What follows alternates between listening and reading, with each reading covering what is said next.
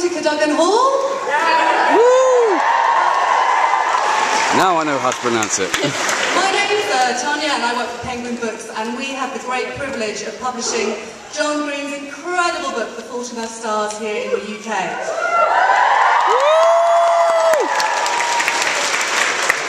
The Fault in Our Stars has sold 1 million copies in the US and is fast climbing up the UK book charts. And so if you love the book like we do, tell a friend, tell a teacher, stop someone in the street and tell them about it, because if anyone can make this book the deserved #1 bestseller in the UK, we know it's you guys out there. So there are a few housekeeping things I need to tell you about. Firstly, at the end of the event, please stay seated. We're going to do signing on stage, and all those instructions will be given at the end of the event, so please stay seated at the very, very end. Also, if you want to tweet about the event, you can use the hashtag TfiosLive. You can film, you can take photos, but no flash photography. And now, without any further ado,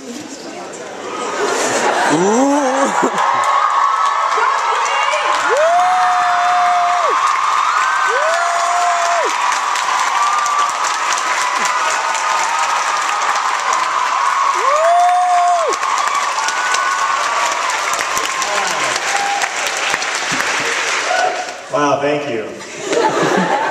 Thanks so much for being here and spending your Sunday afternoon with us. Gosh. I'm going to talk a little bit about The Fault in Our Stars, how it came to be a book, and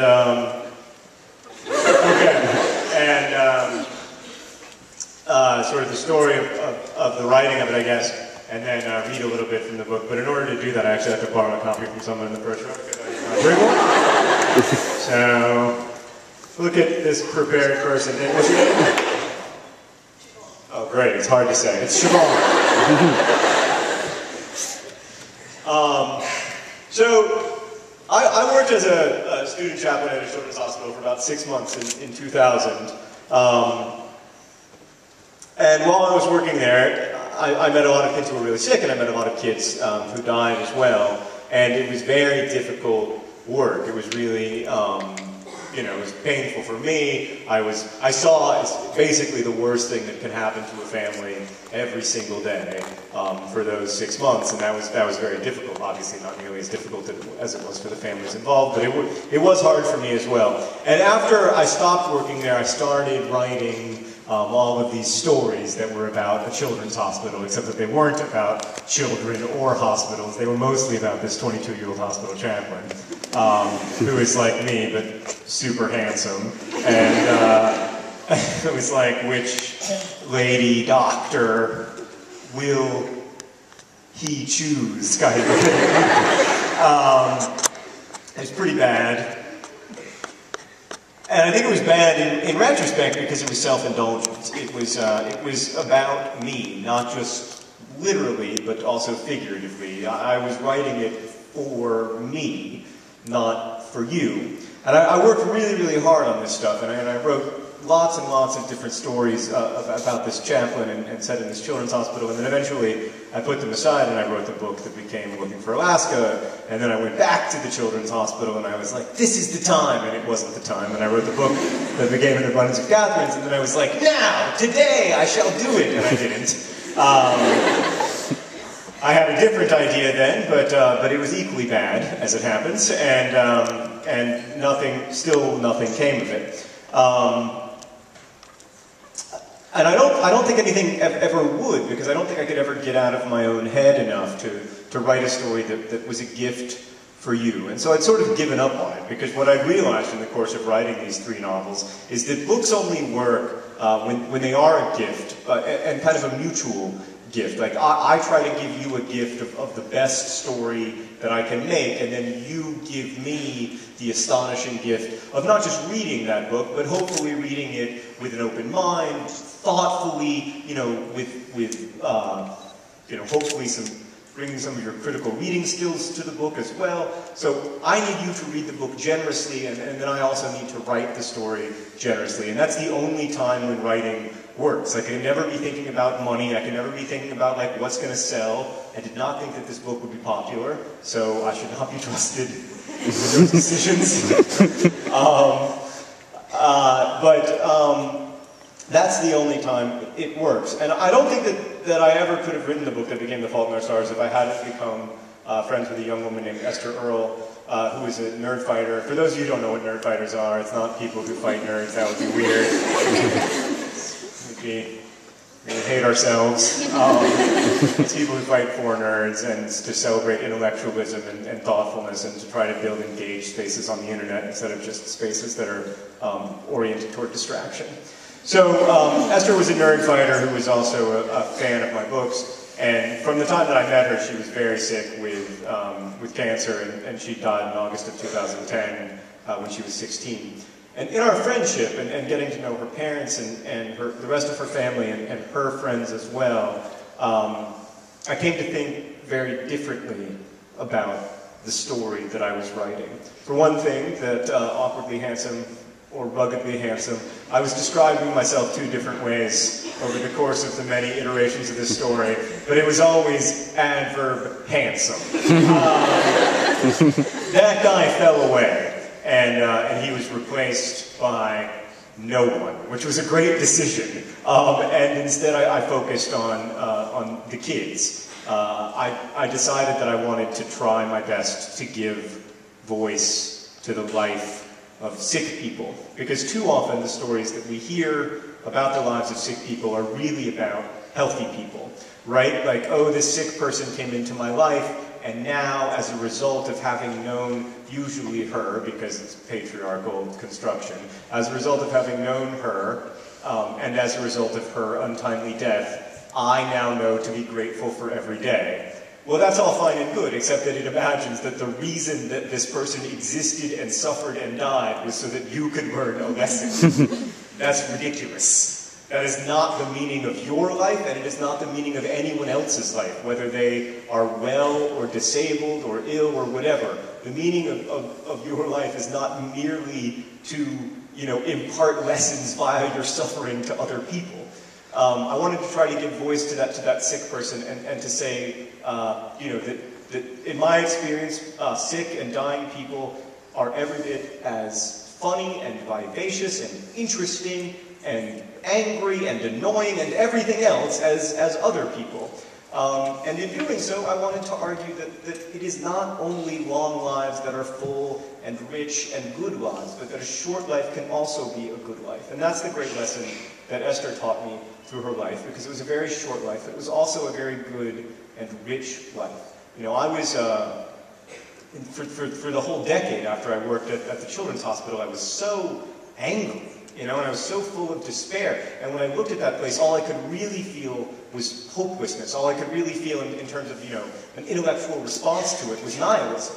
And Esther came into my life and said, actually, this does suck, and I don't want to pretend that it doesn't suck, and I'm not psyched about it, but I like being alive. Like, I am grateful to have loved and to have been loved, and I like being here, and I'm not excited about the pain. I don't think that it has any meaning. I don't think that it's got, transcendent suffering or anything, but I am grateful to be alive, and I have a good life. And that was the great gift that allowed me to write The Fault in Our Stars. And then the book came out, and besides just collaborating with Esther, and many other people, I should say. I mean, every novel, you think like books are written by just one person, but that is not the case at all. No book was ever written by just one person. This book is a collaboration between lots and lots and lots of people, including every person who ever emailed me to ask what happens after the end of Looking for Alaska, a question that infuriated me so profoundly that I inserted a book inside of this book so that a girl could ask that same question of an author who could then yell at her.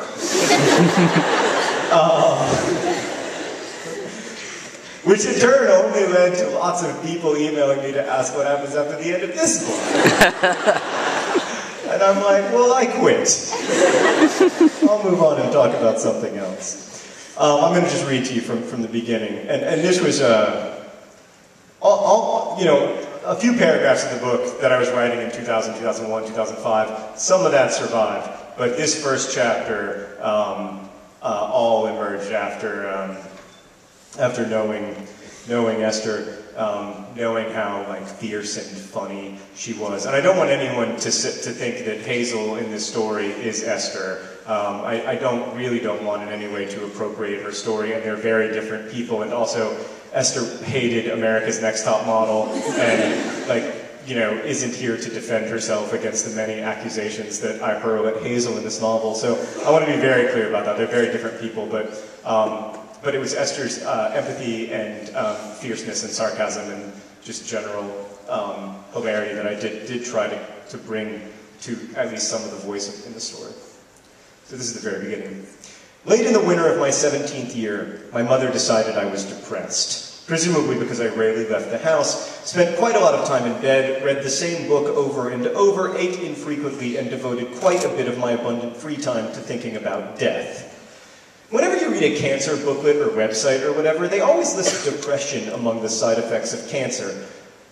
But in fact, depression is a side effect of dying. Cancer is also a side effect of dying. Almost everything is really. A lot of people have taken, this is off topic, a lot of people have taken issue with that line, but it is correct. Cancer is a side effect of dying, as is almost all illness, because if it weren't for cell death, there would be no need for cell reproduction, and if it weren't for cells reproducing and mutating, the cancer would not happen, and we know this for an absolute fact, because zombies don't get cancer. Okay. Anyway. Also, Hazel believes that at the beginning of the book. I don't think she'd say that at the end of the book, because she has a much more complicated view of death. Anyway. Alright.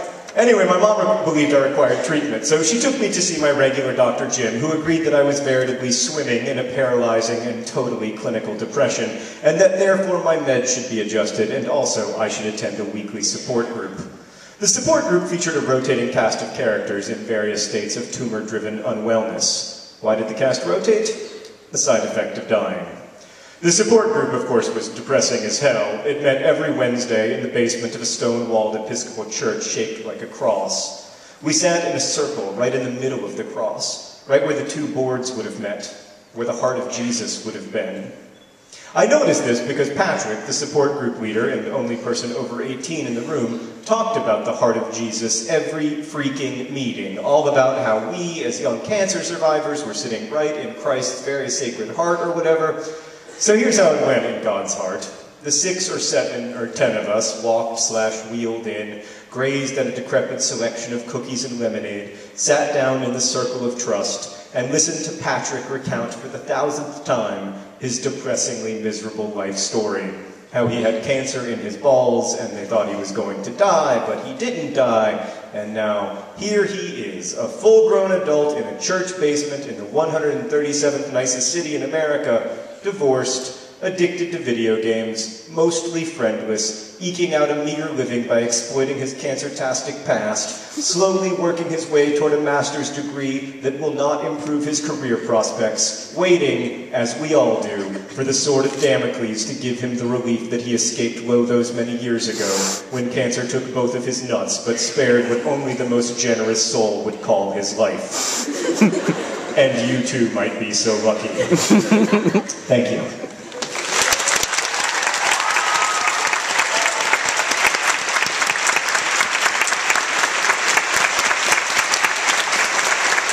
So that's a little bit of my book, The Fault in Our Stars. I'll be answering some of your questions about it in a little while. Thank you for submitting these. I will also be answering questions with Hank and a very special guest. But the most important thing that's going to happen today, of course, is that my brother is going to play music for you.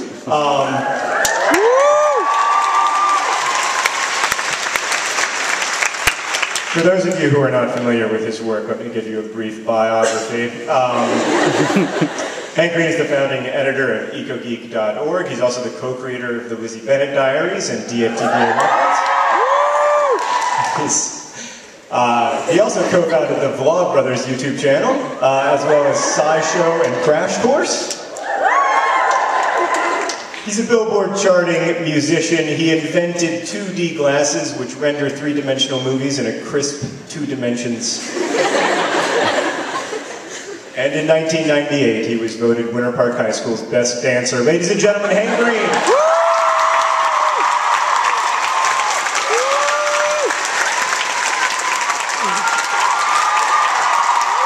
This is wonderful.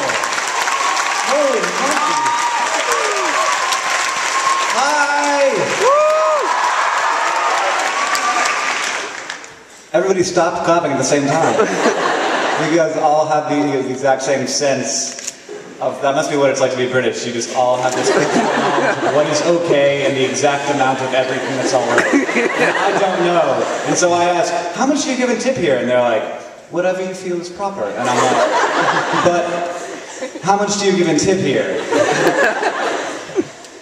Hi, everybody. It occurs to me, hearing my introduction, that I never founded anything on my own except for 2D glasses. I co-founded everything else. I just need a lot of help with stuff. So that was my brother. Did you guys like my brother? John Lei Wu. Oh, hi. You guys just get the back view. Also, you guys, hi. That must be interesting. I'll be singing to them mostly. Sorry. Guitar plugged in? Does it make any noise? I can't tell. I assume it is. Okay. I'm gonna sing you some songs. I've decided that I'm gonna sing you a song about science right now. I generally write songs about stuff I like. I actually am working on a song right now about a terrible, terrible ex-girlfriend, and it's one of the only songs I've ever written that is about something I don't like. You'll hopefully hear that one someday, but I only have one verse so far. So this song is about science. It's one of my favorites.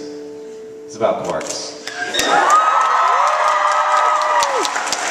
Well, that's a weird thing to scream about. A quark is a fundamental constituent of matter observed in 1968 through deep elastic scatter, and we found that protons aren't as simple as we thought. We thought they were solid particles, but they are not. Protons, in fact, are made up of 3 pieces. It just gets more confusing as our knowledge increases, and that is what a quark is. It's a piece of a proton, and they also make up other things, including a neutron. Oh, up, down, strange charm, top, bottom. If you don't know what a quark is, it don't matter, you still got them. And with leptons and bosons, unless something's amiss, they make up everything that we can see and that we know exists. Of quarks, including protons and neutrons, are composite particles that physicists call hadrons. Many types of hadrons are theoretically described, but most exist for only very brief amounts of time. Quarks have electric charge, color, charge, mass, and spin. And having color charge means they exist solely inside of other kinds of particles that cannot exist alone, which is why quarks have never been studied on their own. Oh, up, down, strange charm, top, bottom. If you don't know what a quark is, it don't matter, you still got them. And with leptons and bosons, unless something's amiss, they make up everything that we can see and that we know exists. Well, quarks are joined together in 2 different ways. Baryons and mesons, but most instantly decay. If a particle has 3 quarks, then it's a baryon. And if there's 1 quark and an antiquark, then it is a meson. These tiny bits of matter are part of almost everything, and there is no unified theory to make it less confusing. But the fact that we've identified that they exist at all is so freaking remarkable that I just sit in awe. Oh, up, down, strange charm, top, bottom. If you don't know what a quark is, it don't matter, you still got them. And with leptons and bosons, unless something's amiss, they make up everything that we can see and that we know exists. Up, down, strange charm, top, bottom. If you don't know what a quark is, it don't matter, you still got them. And with leptons and bosons, unless something's amiss, they make up everything that we can see and that we know exists. They make up everything that we can see and that we know exists. They make up everything that we can see and that we know exists. They make up everything that we can see and that we know exists. They make up everything that we can see and that we know exists. They make up everything that we can see and that we know exists. They make up everything that we can see and that we know exists.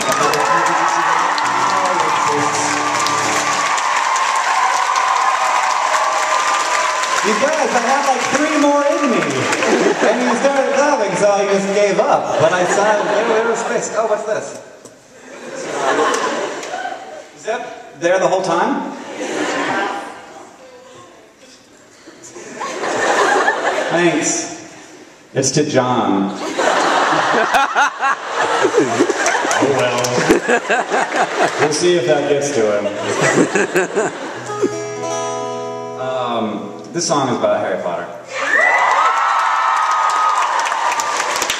Oh, I mean, now I don't. You're so excited, but you don't know which song it is.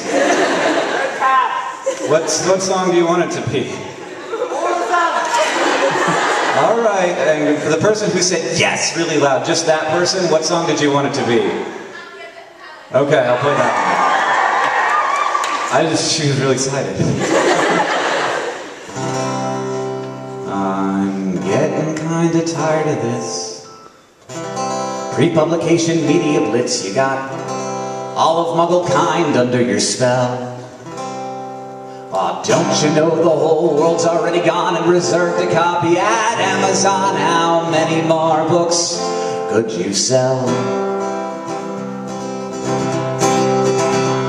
Now give me my book or go to hell, 'cause I need Harry Potter like a green below needs water, and as that day approaches my need brews. Ooh, I'll see you Deathly Hallows, Incendio, book sales and barbers. It'll be like Phoenix tears on a broken nose. Yeah, I'll see you Deathly Hallows. I'm getting kind of petrified.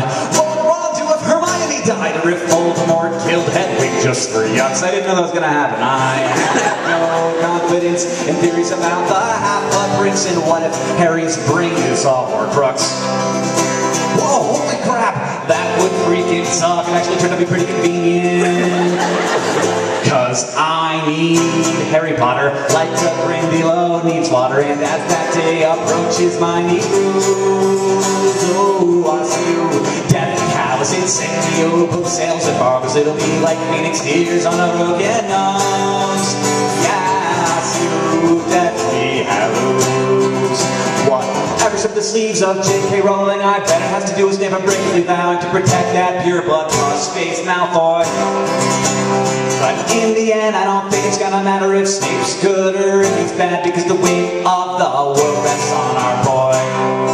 Yeah, the weight of the world rests on our boy, 'cause we need Harry Potter like a green below needs water, and as that day approaches my need brews. Ooh, I see you Deathly Hallows, Incendio, book sales and barbers. It'll be like Phoenix tears on a broken nose. Yeah, I see you Deathly Hallows. But mostly I'm just feeling sad. I know this could end real bad, but I wish it didn't have to end at all. Yeah, I wish it didn't have to end at all, 'cause I couldn't care more about Harry Potter if Hogwarts was my alma mater, and as that day approaches my need brews. Ooh, I see you Deathly Hallows, Incendio, book sales and barbers. It'll be like Phoenix tears on a broken nose. Yeah, I see you Deathly Hallows. Ooh, I see you Deathly Hallows. I see you Deathly Hallows.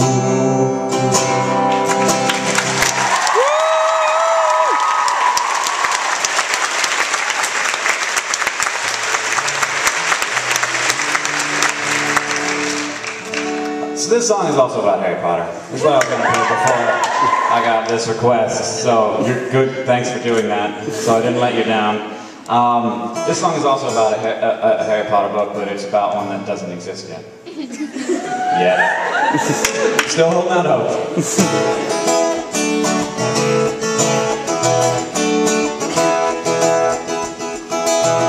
I know I'm not the only one who wants to know more about Harry's sons. I really do think there's an unwritten story, and I think it's time to put fingers to keys. A lot of people I don't want to know more about Grindelwald and Dumbledore. I really do think that they both batted lefty, and I think there's probably a good story there. For book 8, I want a book 8. I want a book 8.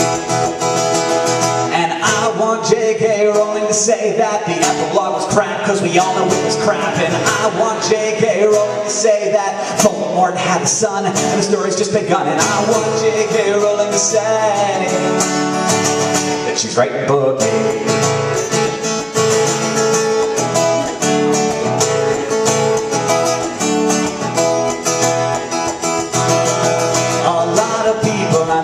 The tale of that mysterious veil. I really do think it's a dimensional portal, and I think Sirius is in Middle Earth. And I know I want to hear the one about Hagrid's dad and Hagrid's mom. I really do think that that's nearly impossible. I think there's probably a good story there.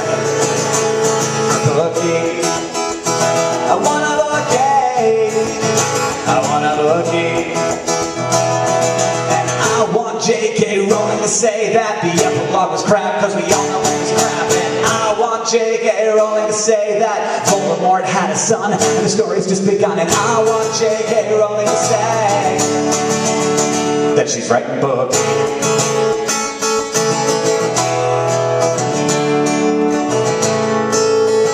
She could call it Harry Potter and the Pillar of Storge, or Harry Potter and the Knights Who Say Me, or Harry Potter and the Map of the Realm of Narnia, or Harry Potter and Luna Lovegood gets her own freaking book, or Harry Potter and the Time Lord fight the Daleks, or Harry Potter and Dan and Phil go to the mall or something. Harry Potter and Benedict Cumberbatch, or Harry Potter and the Nerd Fighter, do you know that?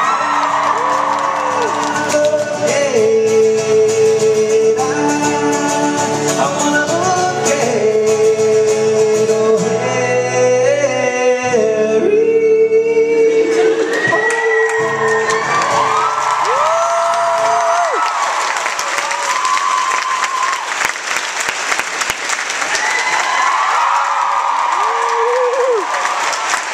Hey, green, everybody.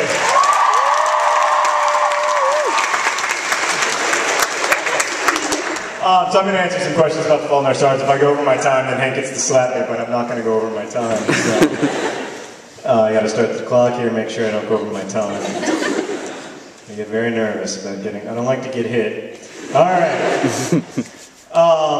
This first question is from Tilly. By the way, thank you for all your questions. I apologize in advance for all the ones that I'm not answering. What was the original working title for The Fault in Our Stars? Well, there were a lot of titles. Like, the Word document was called Sequel. But by the time, like, I save each draft differently, so I think, like, the one that was published was, like, Sequel 269 or something, I don't know. But, we very nearly called it The Sequel, because the idea of trying to find the sequel to An Imperial Affliction. But then we didn't, because that would have been commercial suicide. Everyone would have been like, the sequel to what? I don't get it. I think you're so clever. I might call my next book The Sequel, though I really like that title. We also, for a long time, we were very close to calling it The Hectic Glow, which is the name. See, there's a lot of support for that title. Maybe I'll call my next book The Hectic Glow instead. The problem with The Hectic Glow is that it's extremely difficult to say. And so if you want to recommend a book to your friends, which I hope that you will, you don't want to be like, I read this book, it's called like The Metric Snow, or it's called something. It was good. You should read it. Doesn't work. Also, but that title comes from a great line in Thoreau's Diaries, where he says, decay and disease are often beautiful, like the pearly tear of the shellfish, or the hectic glow of consumption. And that idea of the hectic glow of consumption was something that you read about a lot, like Dostoevsky. Well, in the English translations of Dostoevsky, it was used in like medical textbooks as a sign of tuberculosis, this sort of rosy-cheeked glow that was sort of seen as beautiful. And tuberculosis really was, to the 19th century, what cancer is in a lot of ways, at least, to our contemporary world, because it was a capricious disease that struck young people and old, and sometimes you lived and sometimes you didn't, and it was very mysterious, and all of the treatments for it or many of the treatments for it were pretty horrible and sort of barbaric. And and in the first drafts of the novel, there were tons of connections to tuberculosis and cancer, but in fact that stuff is very boring, so I don't know why I'm talking about it. What was the hardest part of The Fault in Our Stars to write? Kirk, all of the parts. That's from Fiona, by the way. Yeah, I mean, the end took many tries. So I'll go with the last, 10 pages. And then when I finally wrote the last 10 pages, which is a question, the next question, how did you feel when you finished writing Tifios? That's not from anybody in particular, but it's someone who had a blue sparkly pen. How did I feel when I finished writing Tifios? I remember I was in a coffee shop when I finally wrote the last, 5 pages, no spoilers, don't worry. And I essentially collapsed into a puddle of sobs. I was in this Starbucks that I wrote the whole book in, and I'm sure they thought I was a very strange person, because as far as they knew, I just showed up every morning around 7:30 or 8 o'clock. I opened my computer, I cried for 4 hours, I closed my computer and left, thanking them on my way out. Thanks for another great day. It was very sad. I mean, I wrote, to be honest, a lot of the book was written in grief and in anger and in a time of great sadness in my life and fear too. So there was a lot going on. I'd just become a father, and so I couldn't help but think differently about the kids in the book, because I suddenly understood the relationship between parents and kids in a way that I hadn't understood it before. So yeah, that part was hard. Why did you choose Amsterdam to be the city they visit in The Fault in Our Stars? A lot of people think I chose Amsterdam because I had a writing residency there, and I got to live there for 2 months. And so I was like, screw it. But no, I had written all the Amsterdam parts before I went to Amsterdam. I've written them years before. I chose Amsterdam. I mean, I love Amsterdam as a city. I think it's a really fascinating city. It's a very vibrant city. It's very alive in a way that, frankly, a place like Venice isn't. But it's also drowning. I mean, thanks to Dutch engineers, it will probably be the last city left in the world. When the seas rise, Amsterdam will still be there. But we'll all be gone. But the Dutch will be fine. It's a very vibrant city, but it's also a city that by all rights should not exist because of drowning. And that's very much the relationship that Hazel also has with water. There's this liquid that's filling up her lungs that has to be drained out of the chest tube. So water is both what makes her life possible and what in the end will make her life short. And so I wanted to find a different way to reflect that, and Amsterdam seemed like a good city to kind of talk about that. And I think at one point, Hazel even says, I guess I was Dr. Maria's Amsterdam. She makes that connection herself. Have you ever cried over The Fault in Our Stars? I think I might have already answered that.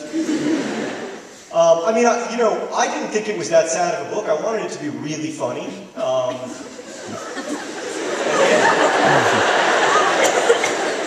I did. Not a joke. I did. I really wanted it to be funny. And I kept giving pages to Sarah, who, my wife, reads my books first, and I would give her pages, and I'd be like, I waited so long for this voice and this story to work, that I was incredibly excited, like a schoolgirl, every time I would come home. Every day I would come home and give Sarah pages, and I'd be like, read it. Do you mind if I watch? Isn't it good? And she would read it, and she'd be like, it's very sad. And I'd be like, not really though, right? I mean, it's pretty funny. It's really sad. I think it's quite funny. And I still do. I think I must have an exceptionally high tolerance for fun, or low tolerance for funny, maybe. I wanted it to reflect what I'd seen and experienced, which was, people who I could love partly because they were so funny and alive. Yeah, and I tried really hard to do that, but then I guess it ended up just being very sad. And no one's ever like, John, your book's so funny. Everyone's always like, oh, my feels. I don't even know what that means. I'm too old to know if that's good or bad. This will be the last question, I guess, so I don't get hit. How did you come up with all the names, like Gus and Hazel? Do they have special meanings? Well, yeah, I mean, I don't... when you write a book over the course of 10 years, you have a lot of time to screw around and think of stuff, you know?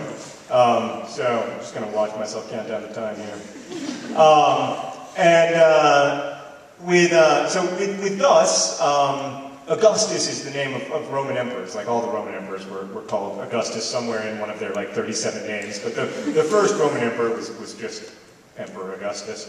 And so it really is an imperial name. But then Gus is a name of like a little kid. Like it's a short monosyllabic name. It makes you picture someone quite small. And that journey from Augustus to Gus is really the journey that he must go on. Like, you know, when Hazel first meets Augustus, he's super charming and charismatic, almost in a performative way, right? Like, Gus is constantly, like, slightly misusing words because he knows a lot of big words and he wants to make sure that you know that he knows them, but he doesn't quite always know what they mean. So at one point, like, I think he actually says to Hazel, like, stop talking, I'm in the middle of a memorized soliloquy. He meant monologue, but he says soliloquy.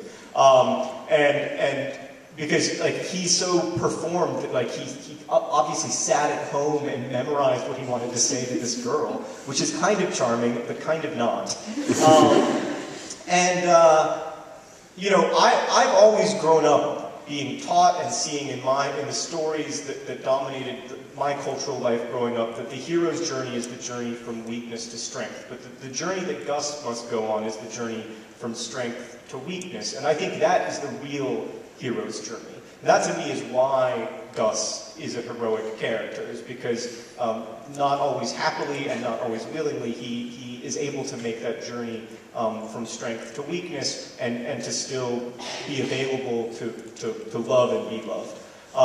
Hazel's name is just an in-between color, Hazel, like it's between two colors, and Hazel is in between many states. She's in between health and wellness, she's in between, you know, teenage earnest and adult adulthood, and in between many other states as well. So that's why her name. And I'm going to run out of time, so I will now stop. I think now I will bring on, however, I think I will bring on. I think we should have more Question Tuesday before Hank plays another set. So I think I will bring on Hank. Hank, are you here?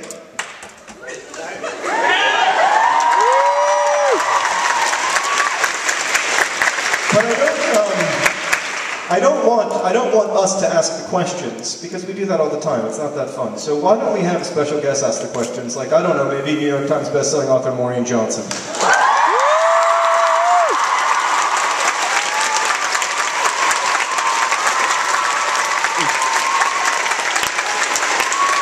Yeah, we got Hank and I will share a mic.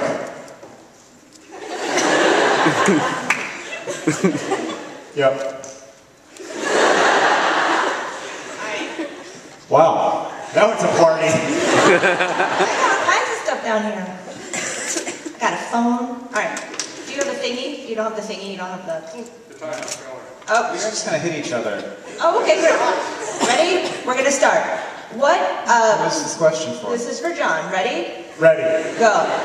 If you had the opportunity to give birth, would you? No.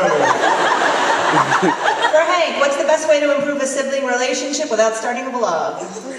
Without, what was the last Starting a blog. Oh, starting a blog. I thought it was something about the law. And I was like, don't break the law in a sibling relationship. Whatever that may mean. Should I speak more slowly? I do think that having projects together, I mean, if you're, you know, getting past childhood when you know, just playing games, have something that you're doing together. That's what's worked for us. I don't know how to do that, though, if it's not a vlog.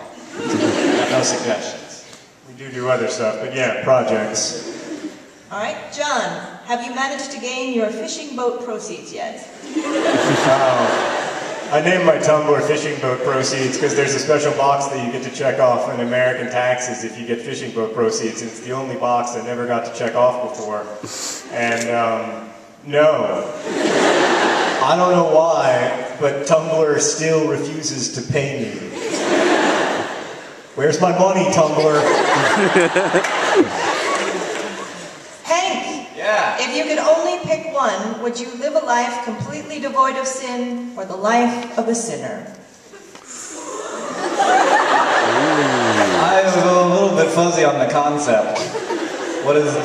Of sin, yeah. Okay, John says I'm a sinner. I also pick that one. Very sensible. John, will you write a murder mystery? A murder mystery? Will you write a murder mystery? I mean, I kind of have.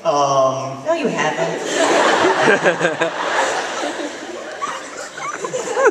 I won an Edgar Award. You didn't kill anybody. That's for best. Tell that to them, they're constantly accusing me of it. Well, you have, but it wasn't a murder. Can't cancel murder. I don't know. Life is long, so maybe. I really love mystery novels, so maybe. Hank, Yeah. what is the most embarrassing secret you know about each other?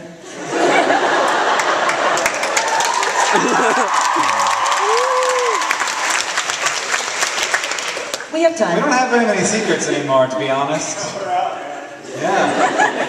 Seriously, though, I can't do anything. At some point, I definitely told Nerdfighteria that you called me right after you first had sex.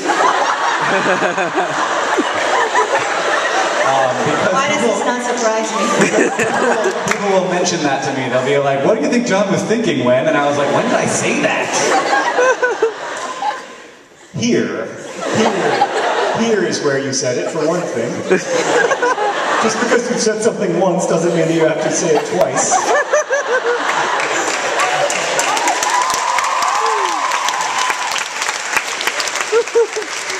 It was, of course, the evening of my wedding. It's your turn. How do you know when you're in love? Is it when Hank calls you after sex?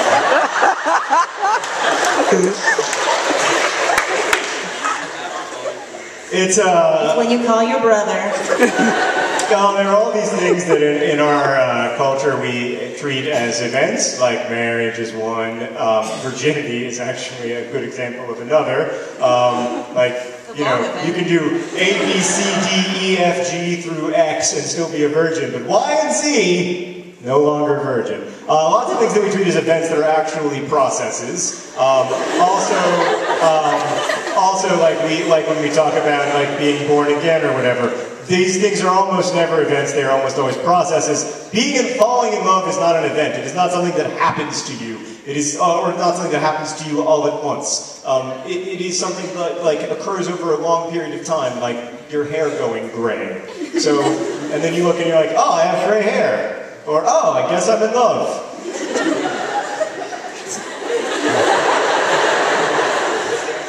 I just want to know what Y and Z were.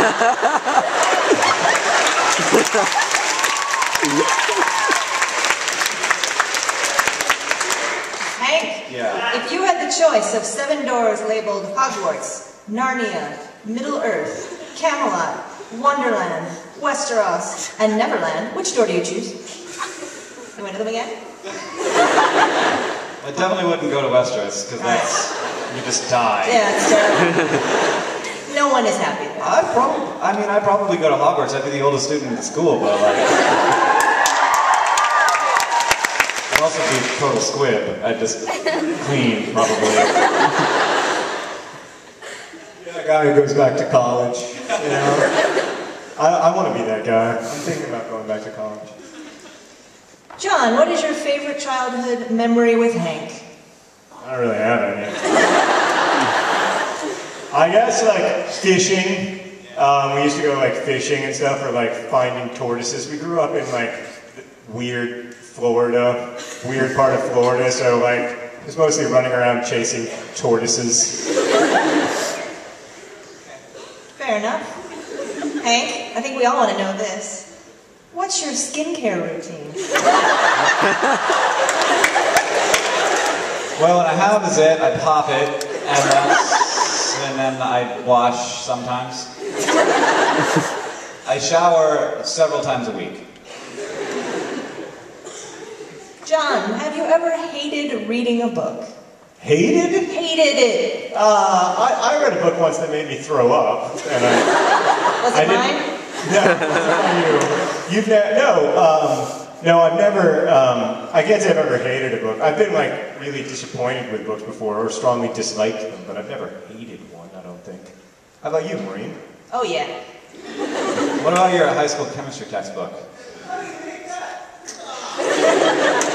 No, I'm not going to name them. I'm not. Don't make this like this. Don't make this about this. Because I don't like you.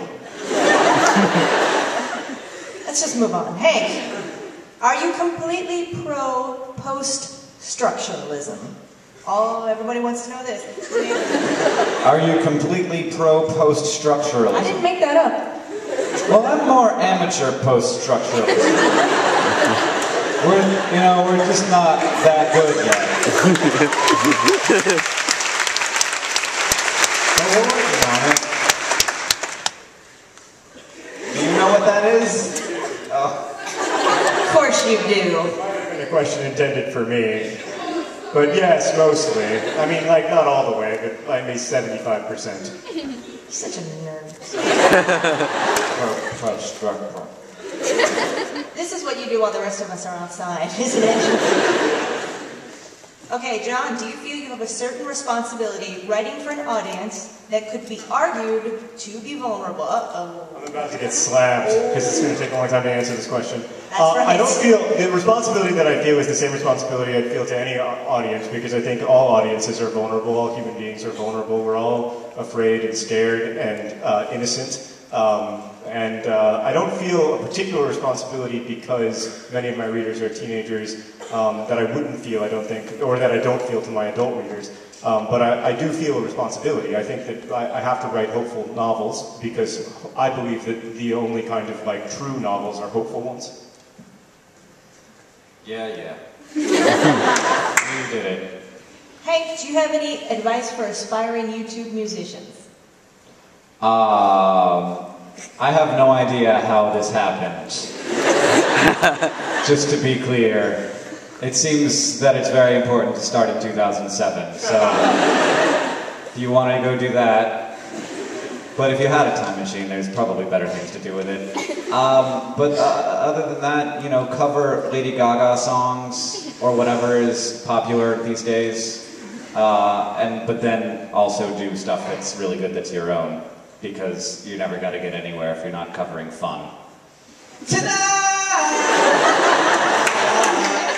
we are young, so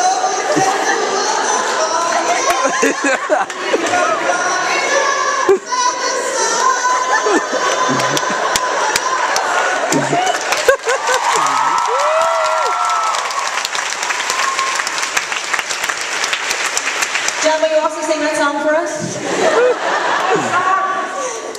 All right, then we'll give you this question. Ennui, discuss.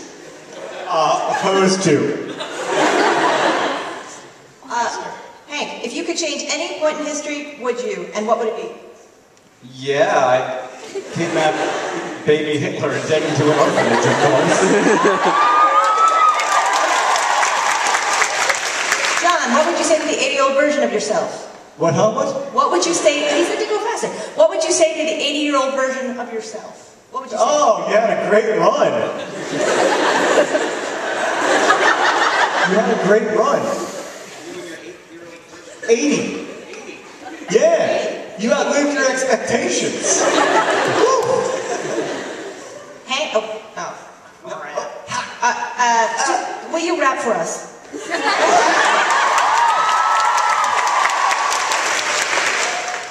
Oh hi, I'm that guy. Look so fly, got a silk bow tie. Don't know why I look so fly, but I am. Oh my.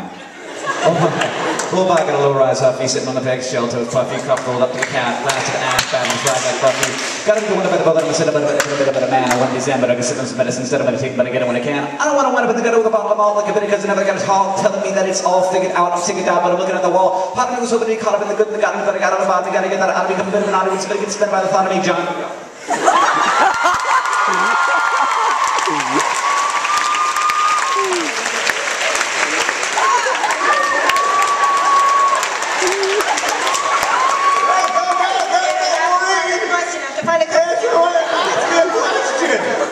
Oh, here's one.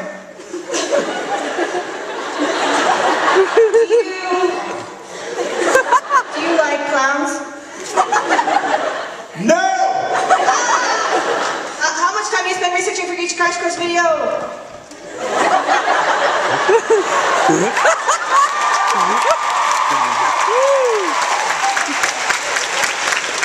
Why do you like clowns? I do not like clowns!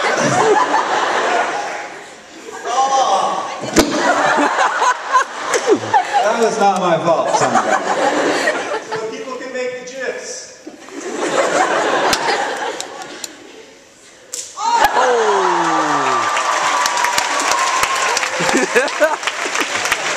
Alright, I'm just gonna play a few more songs for you. You took my advice.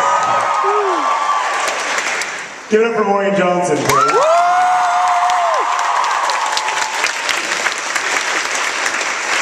Last night, I lost that very event, and I was slapped. And John gave me the wussiest slap of all time. And I was like, are you serious? And so I, like, foolishly gave him advice on how to slap him. So that one was much better. What am I doing? All right, I'll punch you in the face and then you play some songs. That's how this goes. Since John was a little bit ago talking about The Fault in Our Stars, I want to play a song about The Fault in Our Stars, which I don't know if it's on any of my albums or has ever been released anywhere, so you may have never heard it before. But it's from the perspective of a teenage girl, so just imagine. It's the only song I ever wrote the chord progression before I wrote the words, because I was like doing this one day and I was like, this is nice. And then John wrote a really beautiful book. And so I was like, okay, fine, I'll use it.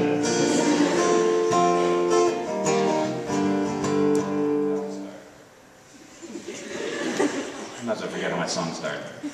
We all can dream of blazing glories,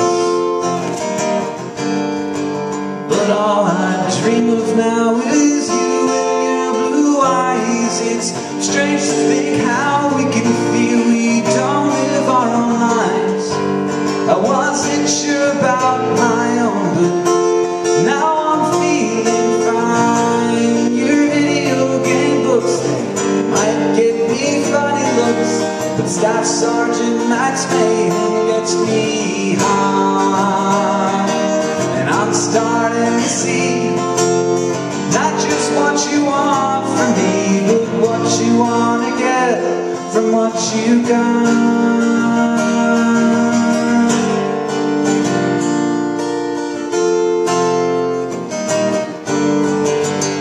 What do you think you're gonna be?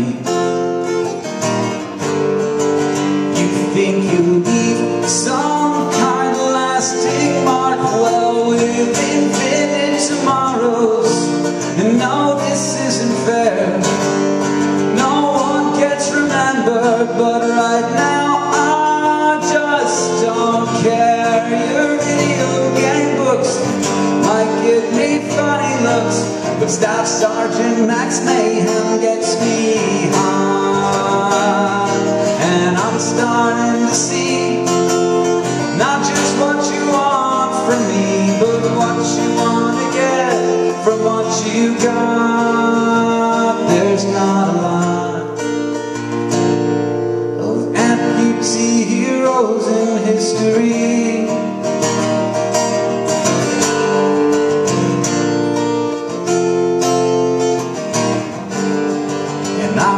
Our lives were so much simpler,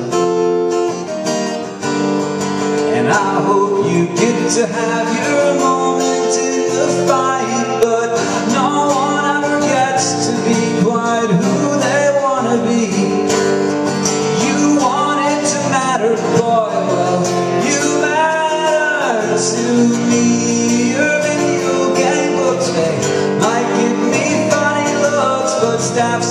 One night stand gets me high, and I'm starting to see not just what you want from me, but what you want to get from what you got. There's not a lot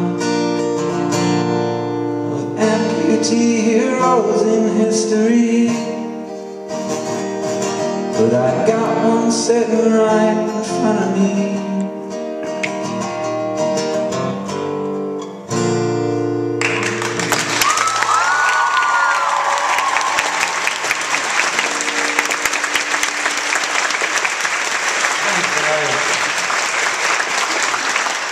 It's weird to sing songs like that, because I'm used to singing songs like this.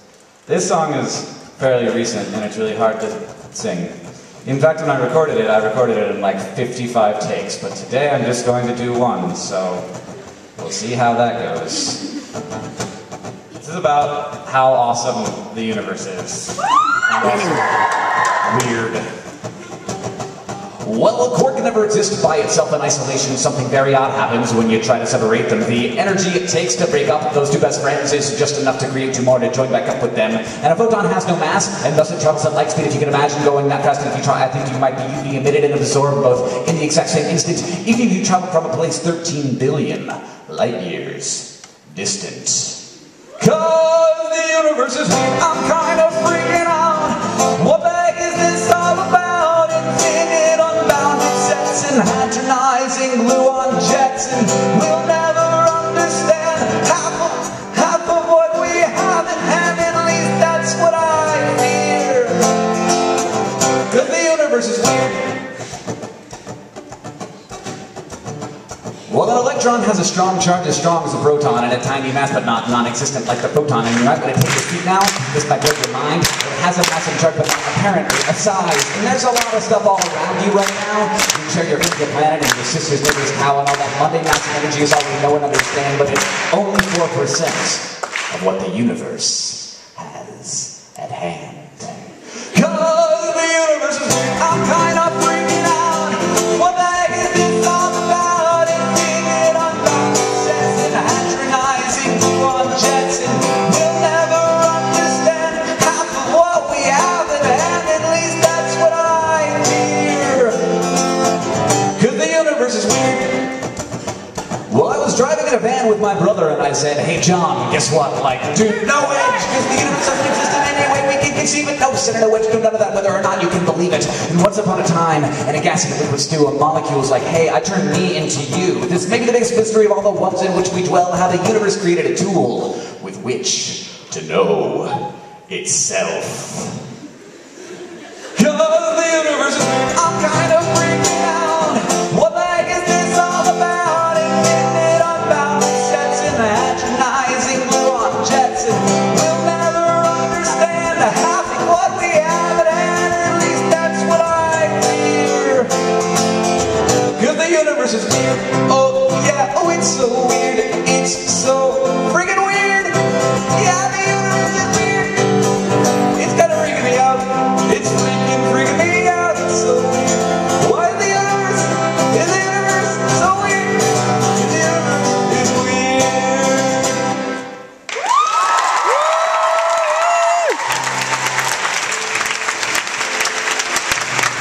This song isn't a song. It's just a sort of a commentary on songs. I like to. One of the great joys of being able to play guitar manageably well is you can just go online and play songs that you like. You just look up the chords on chord websites and sit there in your chair and sing. I love that. And I noticed that a lot of the songs that I like have this same chord progression, which is called the 50s progression. It's, you know, C, A minor, G, D, or F, G. F, G, C, A minor, F, G. And it's called the 50s progression because it was popular out in the 50s with songs like, oh, darling, why must I be a teenager in love?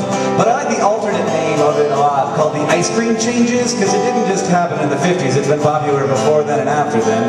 So I like the Ice Cream Changes. It's also just sort of a wonderful name for this, because it feels right, you know, because it's like smooth like ice cream, and everybody likes it like ice cream, except for lactose intolerant people.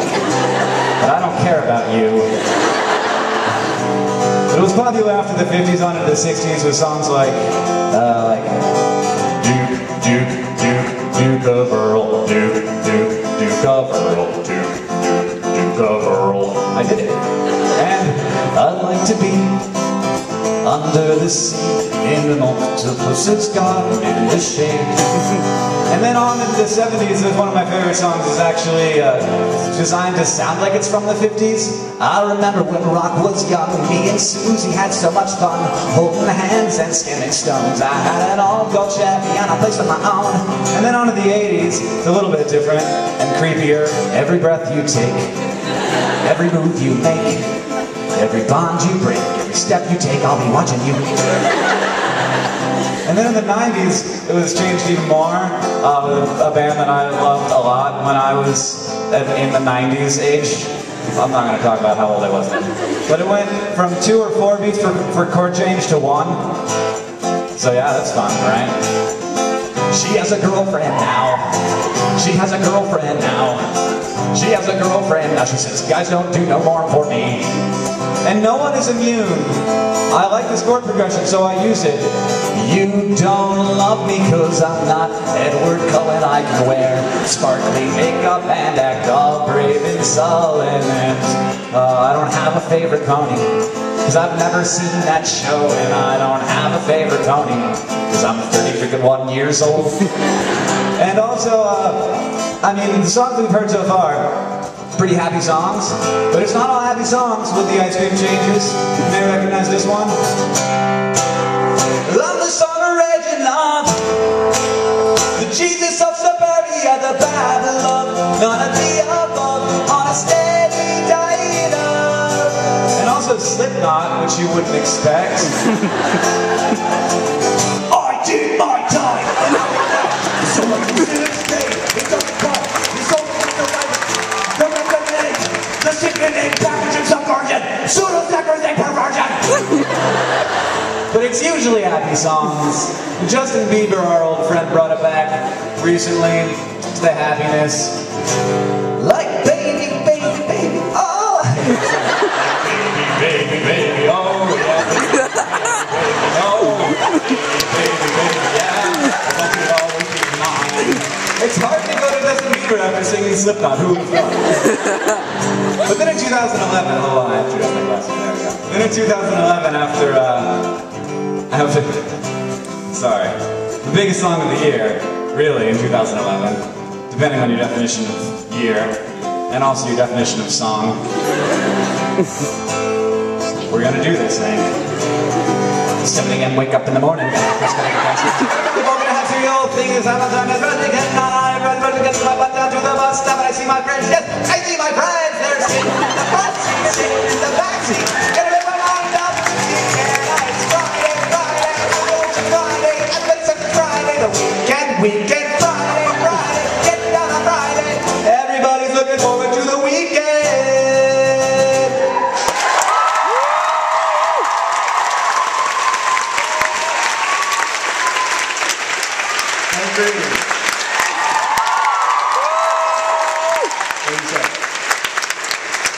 So this is the part of the show where we talk a little bit about the signing, and we apologize in advance. Because there are people coming after you. 1,000 of them. This many again. And that's a lot of people. So, 1, you are going to be rushed through the signing line. Sorry. 2, we can only sign 3 things each. Yeah, dangerous. 3, we cannot personalize those things. I'm really, really sorry about that. I feel really bad, but it is the only way to make sure that all of the people in the back, think of the people in the back, and the nice people up there in the balcony, who had to use yeah. So think of them, so we can't personalize, we can only sign 3 things. Also, we cannot sign t-shirts because they take forever. We're just terrible at it too, and we've just ruined t-shirts. Yeah, right, then you don't want to wear it. Like I have this signed Steven Gerrard jersey, and I can't put it on. Except I can't stop putting it on. Also, don't feel obligated to be in the signing line. Right, the other thing is that, oh look, we already signed your book. That's true. We did do that. It's okay. leave. There's lots of cool stuff to see in London that isn't on. We won't be mad if you want to do something else with your afternoon in London than sit in a dark, empty hall. So that's the signing summary. Again, we apologize. The other thing is that we can't pose for pictures. However, we are going to pose for pictures now, and then you can just Photoshop yourself in, and it is hilarious. So we're going to move the mic stands. We're going to let you take pictures of us. Tag us on Tumblr. Tag us on Tumblr when you Photoshop yourself in, please, because this is our favorite thing.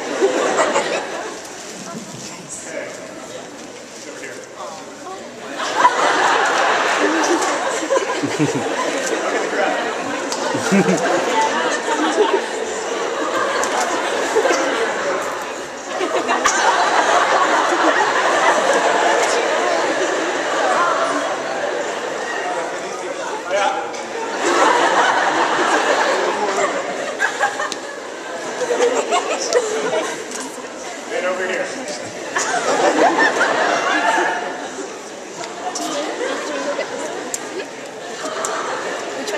Alright, thank you guys. Sadly, we have nearly reached the end of our show here, although since Hank's going down, maybe it's the right time. You okay? You just caught the cord? I'm fine. Alright. So Hank's going to play you one last song. This song is about a fish. In the deep sea, it's very difficult to find a fish when you need a fish, because there's not a lot of food down there, and so it's hard to support a very, biologically dense ecosystem. And so when you need a male fish to make a baby fish with you, you might not run into one when it's time, and that's really frustrating for some fish. And the deep sea anglerfish has developed a really amazing evolutionary adaptation to overcome this, which is that when a male anglerfish is born, it is pretty useless. It's just a tail to move around, a nose to smell, a mouth to bite, and some testicles, because otherwise it wouldn't be a male. And its mission in life, because it's not even capable of eating or digesting food, so its only thing that it can do is to sniff out a female anglerfish, and if, by chance, very rarely happens, but if by chance it finds one, it will bite her on the side and hold on forever. And an enzyme in her skin will dissolve his face, and then their circulatory systems will fuse together until her heart feeds his body, which is so lovely that I wrote a song about it. Yes, it's true that I once went through life as a guy who always had to rhyme life with strife. Yes, I've been burned and I've been spurned, and through it all, my friends, I've learned that love is not about whether you get stabbed, it's how slow the knife gets turned. But, my friends, I found an animal who doesn't feel this pain, and my life is so much better now that I can feel the same. Cause you can't eat the knife, you live your whole life without light, you can't eat the dish, you only ever eat the fish, you can't feel alone, that's all you ever know. Yeah, the deep sea anglerfish has no reason to be happy, but it has a good idea what else to do. Well, the deep sea whale and anglerfish are to find a mate, they are always there together when it's time to procreate. See, one dark night a young male lights a female on her side, and then slowly he becomes a sperm-producing parasite. And if we could say he lives it all, he lives until she dies, and until that day he literally never leaves her side. Oh, you can't eat the knife, your whole life without light, you can't eat the fish, you've only ever eaten fish, and you can't feel alone, that's all you've ever known. Yeah, the deep sea anglerfish has no reason to be happy, but it's like a freaking idea, what else? Thank you so much for coming out to our show tonight. We also want to thank Waterstones for selling books. Please buy books, not just mine, also other people's. We also want to thank Penguin, who made all of this possible today, so thank you very much to everyone at Penguin. And we want to thank the amazing staff at Cadogan Hall, who been so great at hosting us today. But mostly, we want to thank you. Thank you so much for being here, for being part of this community, for allowing us to cross a continent and visit you IRL, but also for allowing us to cross a continent and visit you on the internet. Sorry, you getting tired of playing there? Keep going, I got a little more to say. The stuff that we make together, whether it's days like today, or the Project for Awesome, or the Kiva Nerd Fighters, or the Minecraft Nerd Fighter server, or the Lizzie Bennett Diaries, whatever it is, the stuff that we make together is the great privilege of Hank and I's professional life. It is so wonderful to be able to make gifts for you, and then in turn to have you make gifts for us. So thank you so much for that, and as we say in my hometown, don't forget to be awesome.